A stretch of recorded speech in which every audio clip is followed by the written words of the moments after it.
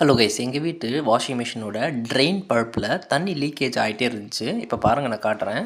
So தண்ணி ஊற்றி ரின்ஸில் இருக்கும் போதே தண்ணி வந்து ஃபுல்லாக வெளியில் வந்துருச்சு. இது செக் பண்ணுறதுக்காக மிஷினோட பேக் சைடில் இருக்கிறதான இந்த போர்ஷனை வந்து நான் ரிமூவ் பண்ணி எடுத்துட்டேன். ஆக்சுவலாக இது எப்படி ஒர்க் ஆகுதுன்னா, இங்கே பாருங்கள், ட்ரெயின் ரின்ஸ் கொடுக்கும்போது இப்படி அப் ஆகி டவுன் ஆகுது.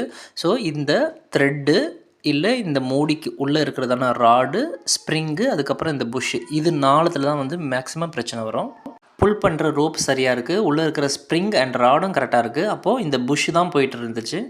அதை எப்படி கண்டுபிடிக்கலாம்னா, அந்த ரப்பர் வந்து ரொம்ப வழவழப்பாகிட்டு இருக்கும், திக்காக இருக்காது. இப்போ பாருங்கள், நான் இது வந்து லோக்கல் ஷாப்பில் 40 ருபீஸ்க்கு இதை வந்து வாங்கிட்டேன்.